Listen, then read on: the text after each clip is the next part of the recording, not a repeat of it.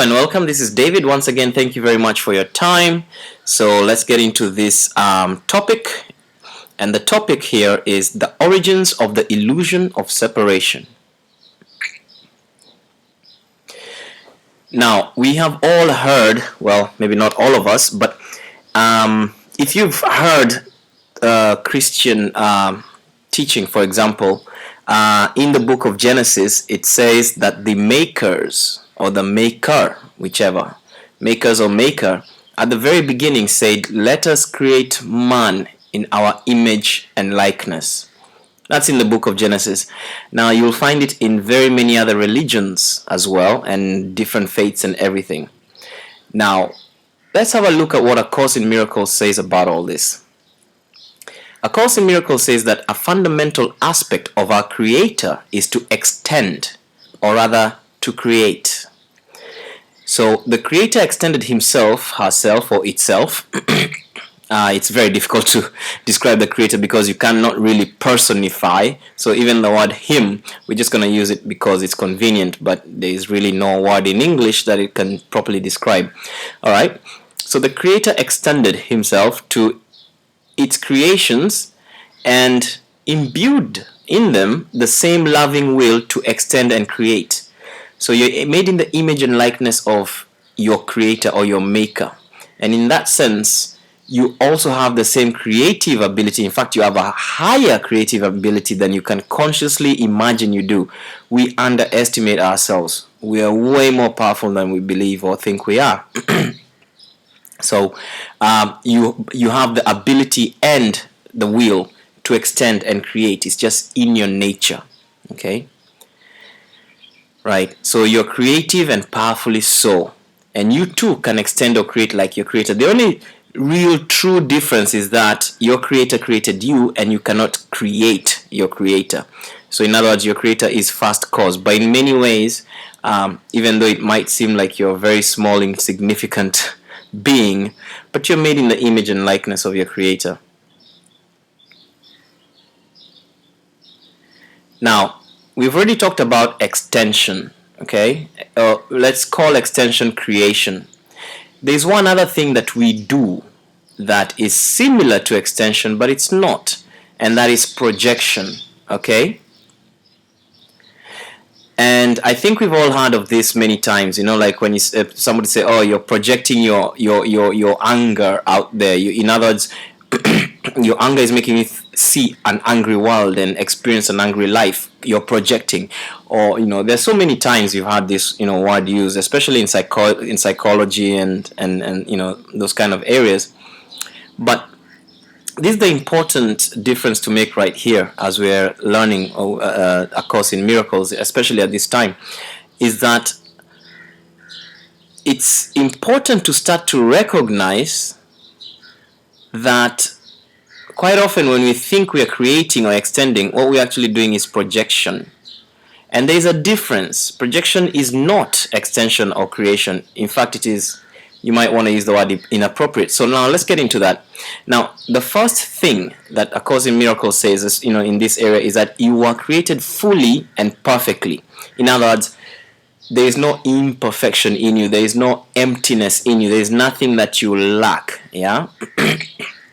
But quite often we believe that there are some, you know, things that we lack, or, you know, some kind of emptiness exists in us or lack exists in us. And you know, once we believe this, and a lot of us believe this, at, you know, at some level or the other, we tend to try and fill that apparent lack or emptiness by projecting. Okay, you know what I mean? Like we all, for example, let's say take self-esteem. Let's take self-esteem as an example, and you know, this is just so we can grasp this lesson easily. When you look at self-esteem, if you say somebody has low self-esteem, you're sort of saying that they believe they are not worth it. In other words, just simply because they exist is not enough for them to be a worthwhile human being. And to cover up for this low self-esteem, they try all sorts of stuff. For example, they will try and puff up their ego. They're going to try and get a lot of things and the kind of clothes you wear. Otherwise, then if you're not wearing the right clothes, then you feel like you're useless. Those kind of things. So they project an image as something that doesn't really exist as a reality, to try and fill this apparent void that they feel. Okay, so instead of taking the truth that they are created perfectly and fully, they believe in a misperfection or an emptiness or something or a lack, and then they feel that lack with their own ideas instead of the truth. Okay, now this process involves the following steps. Excuse me. First, you believe that what the Creator created can be changed by your own mind. This is the first error. Remember, the very first sentence in A Course of Miracles is nothing real can be threatened. Nothing unreal exists. Therein lies the peace of God. Therefore, nothing real can be threatened. You cannot possibly threaten the original creation. Okay, you cannot. You don't have the capability. But then somehow you believe that you do, Yeah, and in the same way, you believe that what is perfect can be rendered imperfect or lacking. Third, you believe that you can distort the creations of the Creator, including yourself. Okay.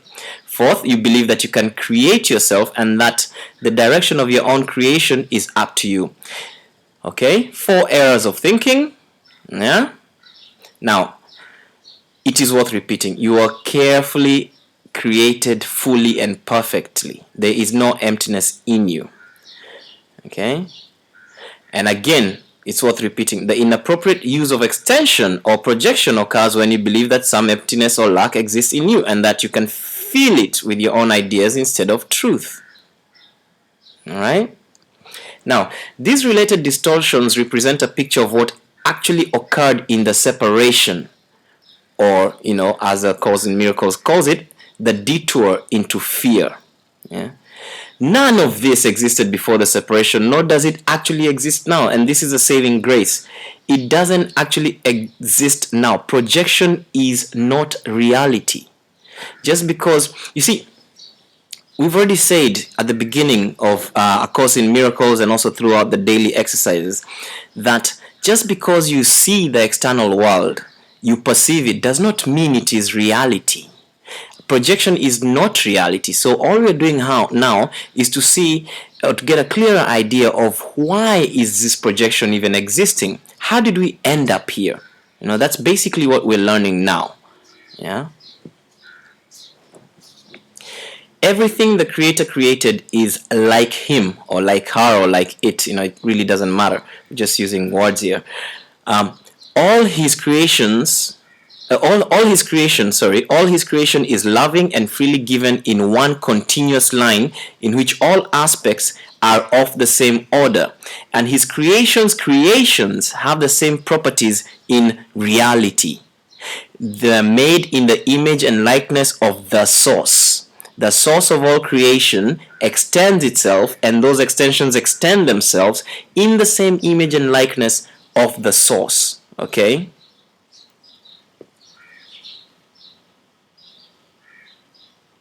Now, let's look at another story that is found in the book of Genesis. Once again, you'll find the same story in many other ancient religious texts. It's not just Christian, it appears in several others. Now, in the Garden of Eden, yeah, you have a story of Adam falling asleep and and so on and so forth. So the whole story of Adam and Eve, that's the Genesis story. Now, according to A Course of Miracles, the Garden of Eden is more like a parable. It's not like a reality exactly as it's written. It's more like a parable to explain something, like a metaphor, you could say. Now, the pre-separation condition is what is being referred to as the Garden of Eden. And that was a state of mind in which nothing was needed. Okay?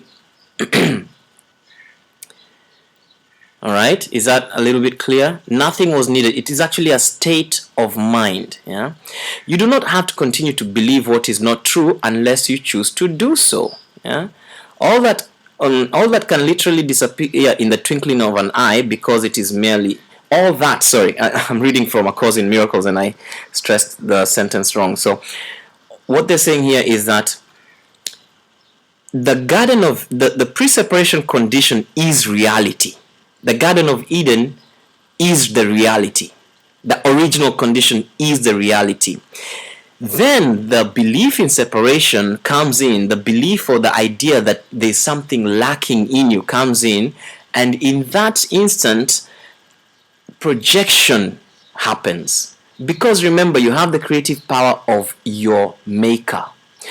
Yet you cannot break reality. You cannot undo reality as it was created, which is perfect.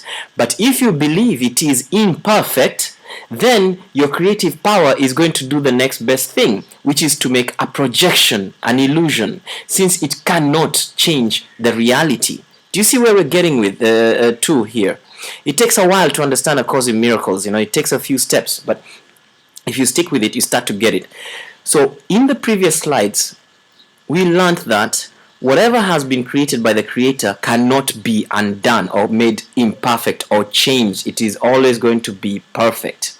Yet, if you believe that you are imperfect in some way, at some level, all right, and I'm not talking about your life when you're born this time around, this is something that goes very deep. I'm sure you can appreciate that, okay? But anyways, as long as the being holds an idea that it is imperfect, yet it has the ability, the creative ability of its maker, yet it cannot undo what its maker has done, the only other option is to cause a projection. Okay? An illusionary world where there is need, that need exists. Yet what it's saying here is that need does not exist in reality. And then what it is saying here is that you don't have to continue to believe what is not true unless you choose to do so. The gate is as wide as the horizon. You can walk through it. No one is stopping you. Yet it is tricky. We have to accept that. It might be simple, but not easy. Yet the gate is open. Okay? So what A Course in Miracles is saying is that all of that illusion can literally disappear in the twinkling of an eye, because it is merely a misperception. It doesn't really exist. So it can disappear. As solid as it looks like, it can go. Yeah? It says, what is seen in dreams seems to be very real, even though it's not. And that is what A Course in Miracles is suggesting. Okay? Now, the biblical story of Adam and Eve says that a deep sleep fell upon Adam. If you read Genesis, it says that Adam fell into a deep sleep. And nowhere is there a reference to his waking up. Remember, that story is like a metaphor to explain something. It's not meant to be taken totally literally. Okay? Now, A Course in Miracles goes on to say that the world has not yet experienced any comprehensive reawakening or rebirth. Since that deep sleep mentioned in Genesis, no reawakening or rebirth has been experienced in the world that we live in today. Such a rebirth is impossible, or a reawakening is impossible, as long as you continue to project or miscreate. So as long as you continue to project or miscreate, you can forget about a rebirth or reawakening. It still remains within you, however, to extend as the Creator extended His Spirit to you. In reality, this is your only choice, because your free will was given you for your joy in creating the perfect. Okay? All fear is ultimately reducible to the basic misperception that you have the ability to usurp the power of the Creator, to deny your Creator. All fear, okay, can be reduced or taken down, or maybe you could even say its origin can be traced to the basic misperception that you have the ability to usurp the power of your Creator, or to deny your Creator. This misperception is the mother of all fear. Yeah? But of course, You can neither, you neither can nor have the ability to do this. You can never usurp the power of your Creator. You can never deny your Creator. Okay? Yet we believe that we can. Here is the real basis for your escape from fear. The escape is brought about by your acceptance of the atonement or the atonement, which enables you to realize that your errors never really occurred. When you experience the atonement, you will realize that your errors never really occurred. Isn't that amazing? Doesn't that just make you feel light? Yeah? So, carrying on. Only after the deep sleep fell upon Adam, we're back into the whole Genesis story now. Only after the deep sleep fell upon Adam could he experience nightmares. There were not nightmares before his deep sleep. Remember, we just said what? All your errors never really occurred. And Genesis is talking about what? Adam falling into a deep sleep. And now we are talking about nightmares were never there before the deep sleep.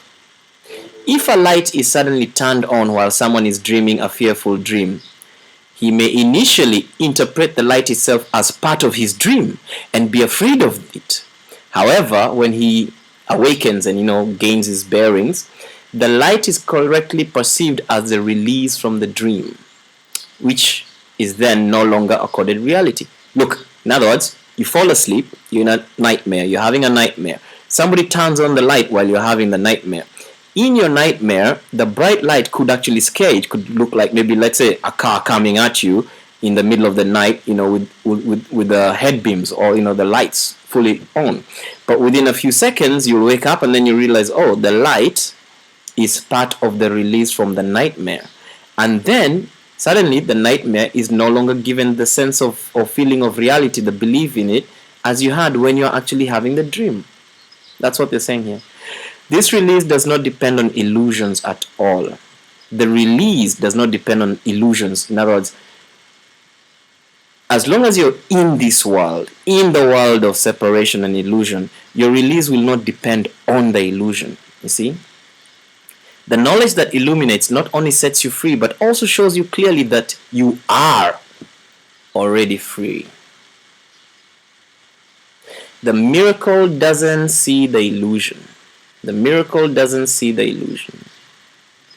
Whatever lies you may believe are of no concern to the miracle, which can heal any of them with equal ease. Remember, miracles have no sense of this is harder, this is easier. Okay, they're all the same. It makes no distinctions among misperceptions. Its sole concern is to distinguish between truth on the one hand and error on the other. Some miracles may seem to be of greater magnitude than others, but remember the first principle of this course. There is no order of difficulty in miracles. In reality, you're perfectly unaffected by all expressions of lack of love. Okay? This can be from yourself and others, from yourself to others, or from others to you. It doesn't really matter. Peace is an attribute in you. In other words, peace, like when you say an attribute, for example, what is an attribute of water? You can say wetness, being wet. Wet is one of the attributes of water. Peace is an attribute in you. It's not contained inside you, it is you. You are peace. Yeah? You're not made of, you are peace. That is your natural state. So you cannot find peace outside. Illness is some form of external searching. Health is inner peace. It enables you to remain unshaken by lack of love from without and capable, through your acceptance of miracles, of correcting the conditions proceeding from lack of love in others. In other words, once you accept who you really are, yeah, you will suddenly find yourself in total inner peace. And that will enable you to remain unshaken by any experiences of a lack of love from anyone or anywhere. It won't shake you, it won't touch you. Yeah? Okay? And then you will be capable, through your acceptance of miracles, of correcting the conditions proceeding from lack of love in others. Do you see how powerful this gets. So that's the end of this particular topic in this chapter. So we're now going to move on to the next topic in the chapter. And as always, I really do truly thank you from the bottom of my heart for your time and for being with us. Thank you so much.